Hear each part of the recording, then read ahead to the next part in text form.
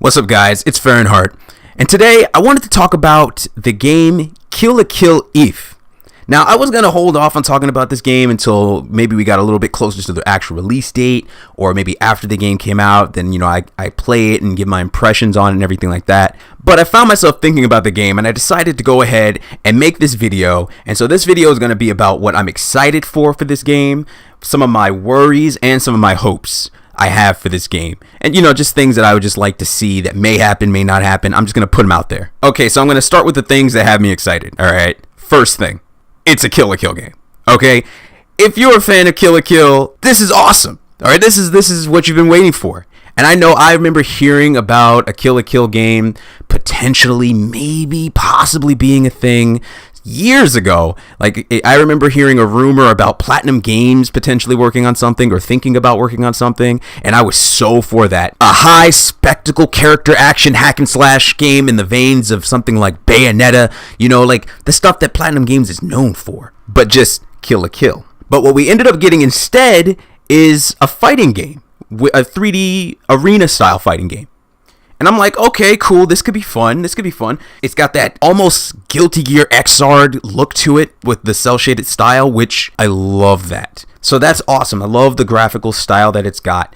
You can tell that Arc System Works has a hand in it just because of not only the graphical style, but also because they even have, which I'll get into more later, one of the modes that they have is a diorama mode, which they actually call the digital figure mode, which is literally a mode in Guilty Gear XR, which is an awesome thing that they did because I just love looking at the game and posing the figures and stuff. So it's so sick. It looks like they're going to have something a lot like that, which is awesome. So that's something that has me really excited too, right? Seeing the characters in action, fighting, doing all the special attacks that I remember from the anime, that's awesome. That seeing it and everything, seeing how it's turning out, it is exciting to see. Hearing the actors and everything come back. And then now this is something that's really personal for me, is the special edition. As an artist, and as an enthusiast for a lot of this kind of stuff, man, you could take a pre-existing IP, you re-release it, and then you put like some new artwork on it and stuff like that, and you that's gonna get my attention on its own,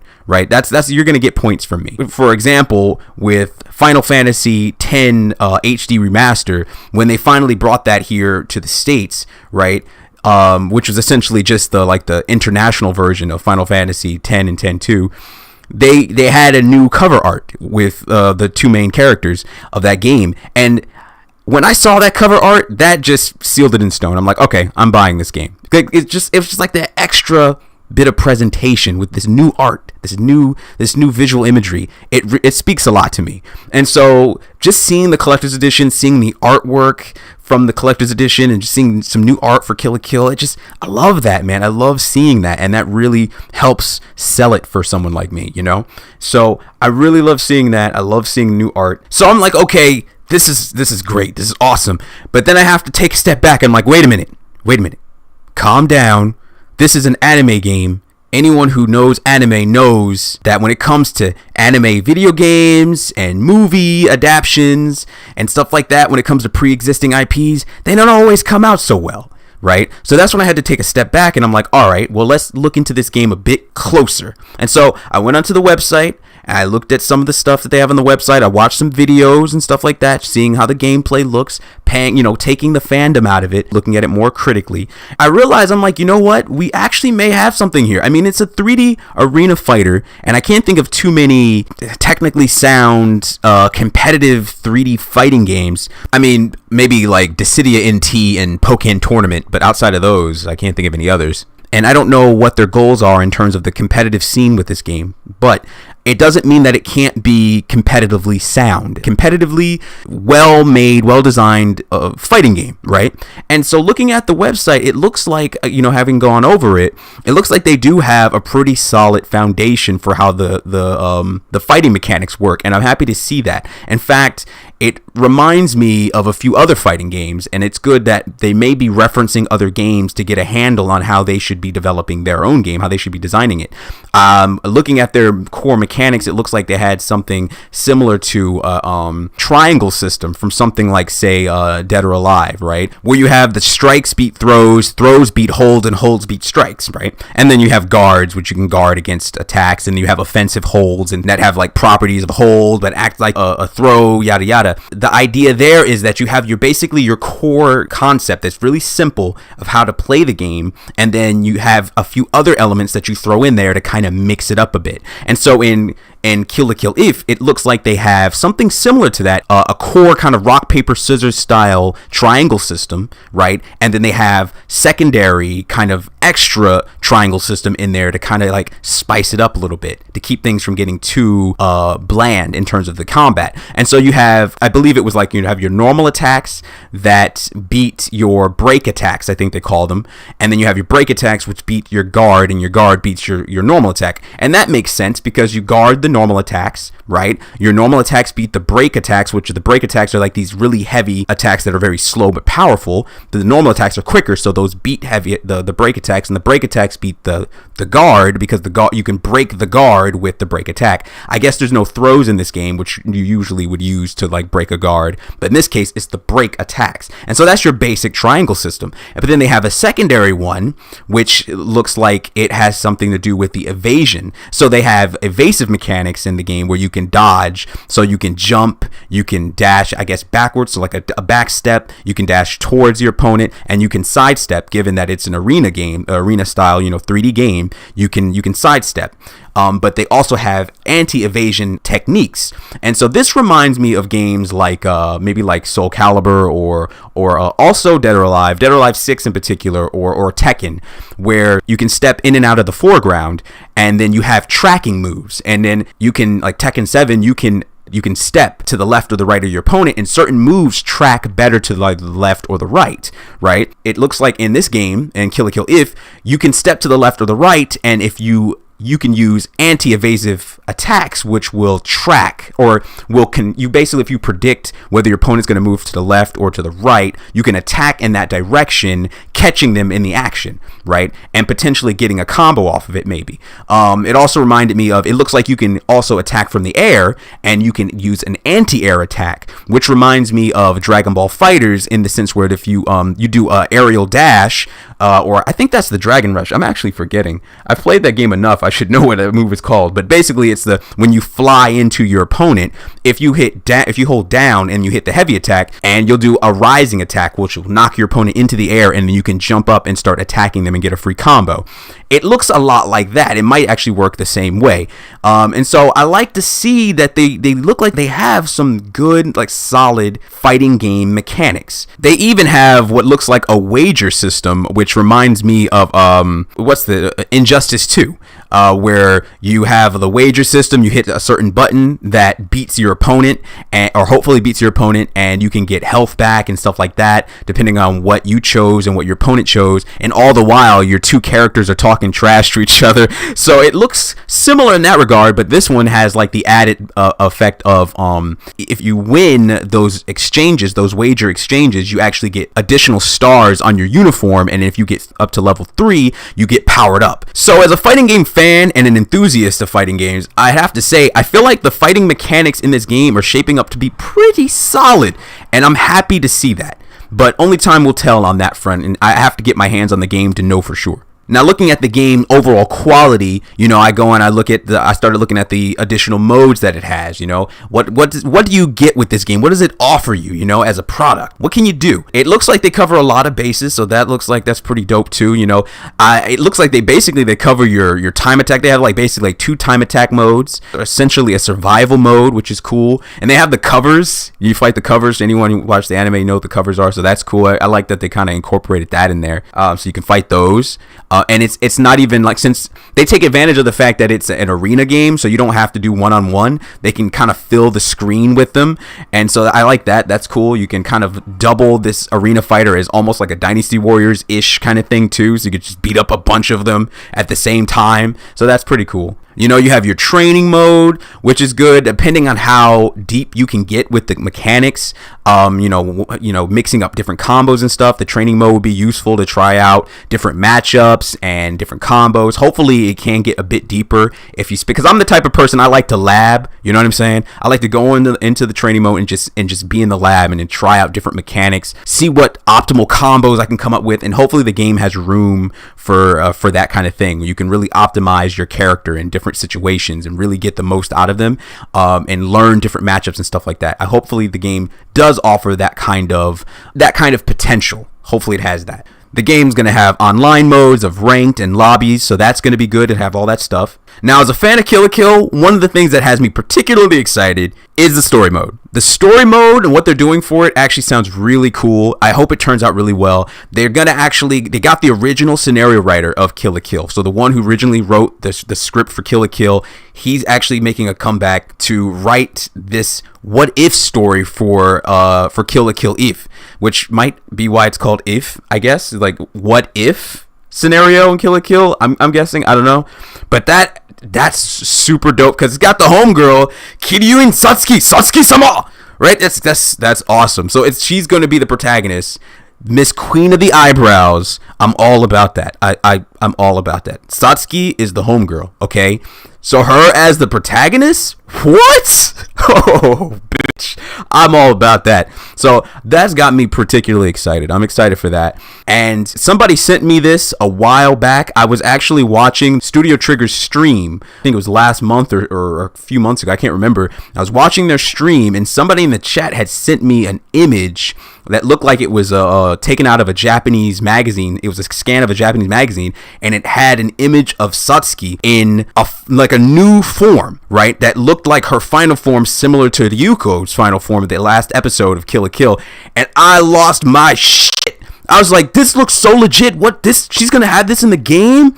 So I was just like, this is awesome. And now they have that on their website. I believe they're calling it Junketsu Shinzui, which, oh, it's awesome. I actually looked up what Shinzui means, and it looks like it means essence or core, spirit, soul, essential, lifeblood, right? That sounds so appropriate for KiLL, doesn't it? So I'm super excited. That looks so awesome. I can't wait to see her do some dope shit in that form. It's so cool, man. It's so cool. And then there's the fact that Arc System Works is working on this game. And well, actually no, it's actually another development studio. It's A+Games, which now, as I've gushed about this game so much because I'm really excited, now I'm gonna move from the excited category into my worries. Okay, it leads into the worries. A+Games. I don't really know anything about them. I don't know what their resume of games are, you know. I feel like they might be a fairly new development studio. The only other game I know that they worked on, which is actually I think another Studio Trigger IP, was Little Witch Academia. It was a Chamber of Time, I think it was called. And I haven't played it. I probably will go and play it just because I did like Little Witch Academia. But I don't know really, like, unlike, you know, Platinum Games, you know, Hideki Kamiya and Yusuke Hashimoto and you know, when it comes to like Team Red and Team Blue and Arc System Works, you know, they have a body of work, you know, that's expansive. They've been developing stuff for years and years and years. You have guys on Platinum Games that used to work for Capcom in the heyday, you know, they built a lot of their IPs, you know, that we know today, and they moved on to Platinum Games. You got, you know, Arc System Works, you know, they've been making games with Guilty Gear that goes back all the way to like PlayStation 1 era, man. They've been making games for so long. They have a body of work, and their experience shows in their stuff that they do now. You know, they're really good at developing games. I don't know about A+Games. I'm kind of just left wondering, like, I hopefully they can really do this well, you know what I'm saying? Because if this was Arc System Works developing the game straight up, verbatim, if this was just Team Red just doing this, straight Guilty Gear Xrd guys working on a KiLL, I would be, man, please, I'll be shouting off the rooftops, man. It'd be over. But I have to kind of like pull myself back because I'm like, well, they may be I feel like I get the impression that Arc System Works is kind of like a bit more hands off with this one. Like they're supervising, or they're kind of like giving guidance, because I see certain aspects of Arc System Works in it. Like I said, with the graphical style, the animation style, with the digital, literally having a digital figure mode in the game. But I still see aspects of the game that it's clearly not designed by Arc System Works. I don't think it is. Right, because there's certain things in the game that I look at and I'm like, all right, it still feels a little bit sparse for some reason. I can't exactly put my finger on it, but it's the same thing. I feel like some people criticize the trailer for that game on the Switch, the Marvel game. What was it called? Marvel Alliance 3, I think, where it's just like, it looks like it could be fun, but it looks kind of sparse, kind of budgety.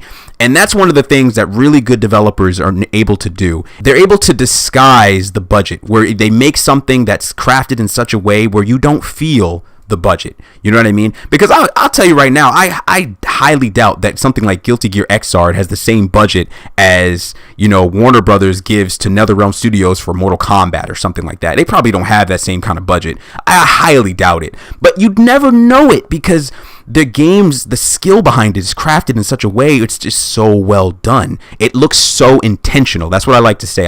It looks intentional, and it looks crafted very well. So you don't feel the budget.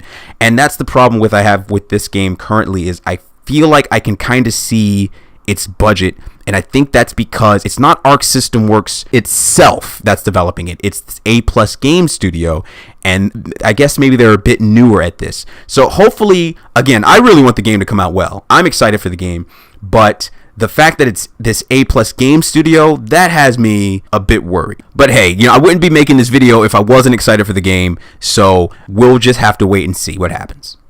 Now, I'm going to wrap this video up with just naming just a few things that I don't expect to be in the game, but if they did put in the game, it would make my year. One of those things would be, I would really like to see the black and gold improved Goku uniforms for the Elite Four. I went back and I watched the anime again not too long ago, and I was just like, man, they look so sick in the black and gold improved Goku uniforms, man. I know they don't show up in combat in those uniforms, in the white uniforms or the black and gold, but I would love to see, like, at least in the digital figure mode, them having models of like Gamagori Ira, and Jakuzere Nononon. I know it's Nonon, but I like to call her Nononon. It's just more fun. For some reason, I don't know. I like to add the extra no in there. Anyway, I would really cool if we could see them in, like, just outside of their suits, just wearing their uniforms themselves, maybe in digital figure mode. That would be really dope. I don't expect it necessarily, but I really like to see that, because I loved the way the black and gold looked on them. And also, I would just like to see them just in their white uniforms, just kind of like lined up in digital figure mode, or just being able to see those character models in the game. Speaking of the improved Goku uniforms, seeing how they have the dual wielding and single weapon wielding versions of Matori Yuko and Kiryu Satsuki, it'd be really cool if we can also, maybe down the line for like the future character DLC, if they would put in the additional forms for the Elite Four. So having like the Mark II versions and the finale versions of the Elite Four, because I really liked Jakuzure's Mark II version. Like, I kind of love that form on her, and also her finale version, her final form is also really cool too. And also Inumada's form, his final form, that form is actually probably the only form of his that I like, and it is actually legit cool. Like, he comes out of like a PC and he's like a digital Spider-Man and shoots digital webs. How sick is that? So if we could play as those forms, that'd be super awesome. I'd love to be able to fly around the field as Jakuzure Nononon in her mecha girl form thing. And like, she's like a mecha magical girl thing. Awesome. I love it. I love all of it. I'd love to be able to play as that version of that character. And of course, being able to play, speaking of the DLC characters and other things like that, being able to play hopefully as Ryuko Fashion Week. That'd be sick. And another thing I would like to see would be a final battle, right? Like a final, like a boss in the story mode. That's like a story mode exclusive boss where you fight against Adagio, but like in her, her final form that she dons in, like when she dons the what was that robe called?